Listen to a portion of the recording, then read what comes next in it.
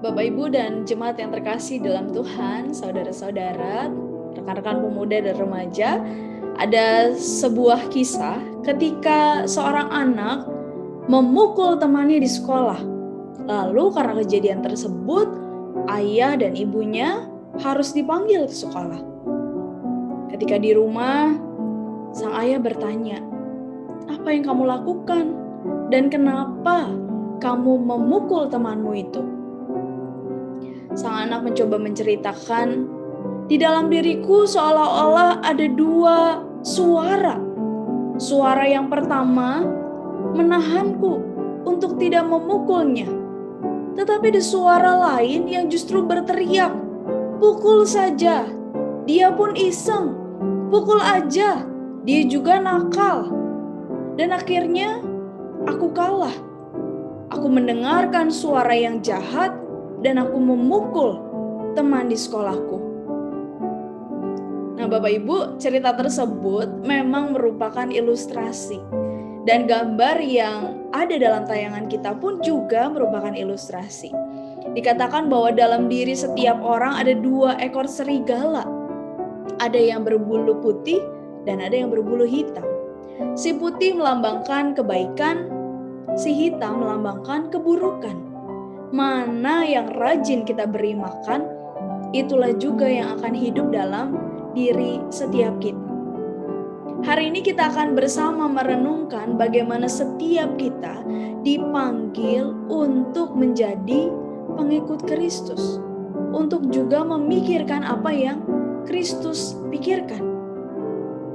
Bacaan dalam Filipi 2 ayat yang kelima mengatakan, "Hendaklah kamu dalam hidupmu bersama menaruh pikiran dan perasaan yang terdapat juga dalam Kristus Yesus." Tentu meneladani Kristus bukan hal yang mudah. Di masa Prapaskah, setiap kita dipanggil untuk berpuasa, berpantang. Dan ini bukan sekedar persoalan tidak makan dan tidak minum, tetapi juga kesediaan setiap kita untuk mau memfokuskan diri kita pada Kristus, untuk mau menjadi taat seperti Kristus pun menempuh jalan penderitaan sebagai bentuk ketaatannya, untuk mau menjadi pribadi yang rendah hati. Bersediakah kita untuk kita mau senantiasa menaruh pikiran dan perasaan kita dalam Kristus Yesus? Ayat ini ditulis kepada jemaat di Filipi sehingga orang-orang percaya menjadi berbeda dengan orang yang tidak percaya. Mau memfokuskan diri pada orang lain, tidak hanya fokus pada dirinya sendiri. Ego, individualisme, dan banyak hal yang seringkali mengabaikan orang lain tidak mendapat tempat pada pengikut Kristus. Sedangkan kesediaan kita untuk mendengarkan orang lain, kesediaan kita untuk mau menghibur orang lain, kesediaan kita untuk mau menyukakan hati Tuhan dengan melihat bahwa ada orang lain di sekitar kita yang juga perlu kita tolong, perlu kita topang, perlu kita perhatikan. Sehingga fokus bukan pada diri kita semata. Ada sebuah lagu yang berbunyi demikian. Let others see Jesus in you.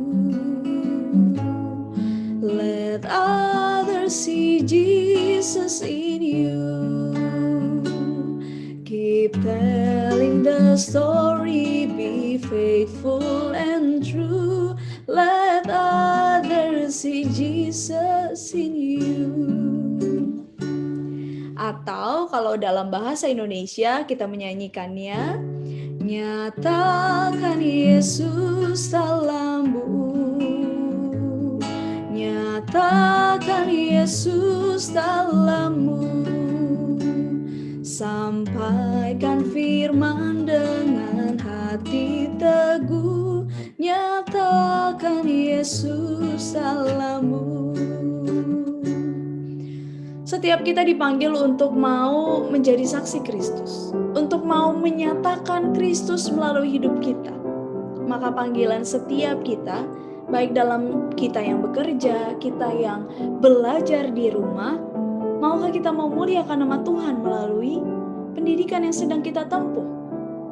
Dalam pekerjaan kita, di rumah, di kantor, ibu rumah tangga, dan juga usaha-usaha yang kita lakukan, apakah kita sedang memuliakan Kristus? Apakah kita sedang menaruh pikiran Kristus dalam setiap hal yang kita lakukan? Juga dalam kehidupan kita relasi bersama di tengah keluarga. Apakah kita bersedia menyatakan kasih tersebut kepada anggota keluarga yang mungkin saja melukai kita, yang mungkin saja menyakiti hati kita? Biarlah setiap kita mau memancarkan kasih Kristus. Biarlah semua orang melihat Kristus dalam setiap kita. Biarlah apa yang kita lakukan, apa yang kita katakan, apa yang kita pikirkan sesuai dengan kehendak Kristus.